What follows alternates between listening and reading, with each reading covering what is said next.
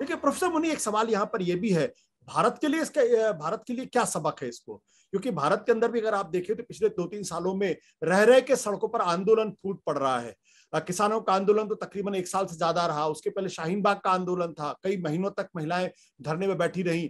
अभी पिछले दिनों जब अग्निवीर की बात हुई तब भी छात्र सड़कों पर उतर आए थे, उसके पहले रेलवे की जो परीक्षा थी तब भी छात्र सड़कों पर दिखाई पड़े थे। तो और यहाँ भी बेरोजगारी की हालत बहुत खराब है, पिछले 45 आजादी के बाद की सबसे ज्यादा बेरोजगारी का हाल है।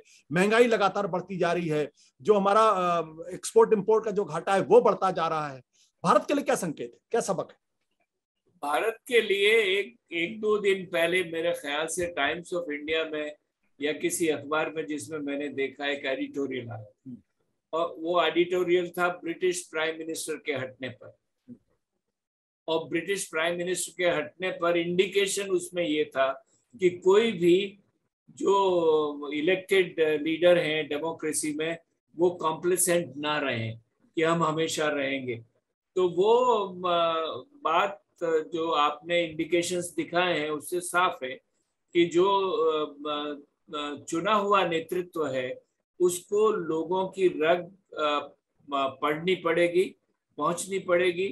और अगर वो नहीं होगा तो किस तरह से एकदम से बवाल आए। देखिए जो किसान आंदोलन हुआ था जी, और अभी जो सेना में भर्ती को लेके मुद्दा हुआ है, ये ऐसे मुद्दे हैं जो सीधे लोगों को उकसाते हैं, और अगर उनको ढंग से हैंडल नहीं करेंगे तो ये ख्वाब में रहना कि हम बहुत पॉपुलर हैं या सरकार को बहुत बड़ा समर्थन है, वो नहीं रहेगा। इंग्लैंड में, अमेरिका में बाइडन की पॉपुलैरिटी 43% आ गई, घट के आ गई।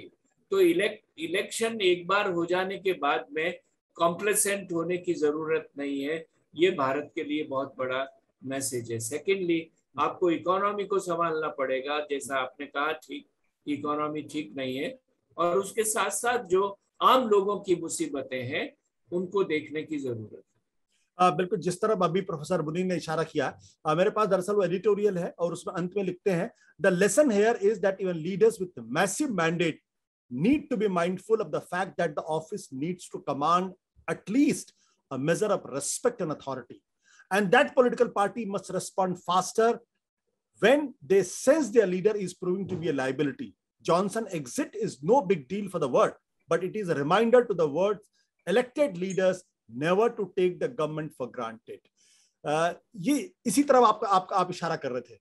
जी जी बिल्कुल। तो ये जो टाइम्स ऑफ इंडिया का एडिटोरियल है, हमारे ख्याल से जो लोग हमारे इस कार्यक्रम को देख रहे होंगे, श्रीलंका का जो घटनाक्रम हुआ है, जिस तरीके से लोगों ने तस्वीरें देखी हैं कि लोग राष्ट्रपति भवन के अंदर घुस गए, वहां उनके पूल में श्रीलंका में भी, आशुतोष एक मिनट, श्रीलंका में भी राजपक्षे परिवार की ये छवि बनाई गई थी कि ये तो बिल्कुल बिल्कुल नहीं हटने वाले कहीं पर, क्योंकि इन्होंने टेररिज्म को खत्म कर दिया। तो बहुत जोर शोर से उभर कर आने वाले परिवार में राजपक्षे परिवार माना जाता था। बिल्कुल, जिस और प्रोफेसर मुनि कह रहे हैं, थोड़ा सा मैं अपने दर्शकों को बता दूं, दरअसल राजपक्षे परिवार जब पिछली सरकार थी, महिंदा राजपक्षे जब वहां के राष्ट्रपति थे, उस वक्त जो तमिल आतंकवाद था उसको पूरी तरीके से खत्म करने का श्रेय उनको गया था। लेकिन आज हालात ये है कि वो परिवार श्रीलंका में रह पाएगा या नहीं रह पाएगा, यह भी अपने आप में बड़ा सवाल है। ऐसे में लोकतंत्र के अंदर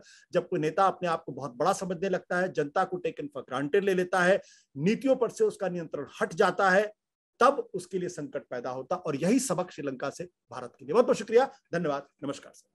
सत्य हिंदी का ऐप डाउनलोड करें गूगल प्ले स्टोर पर।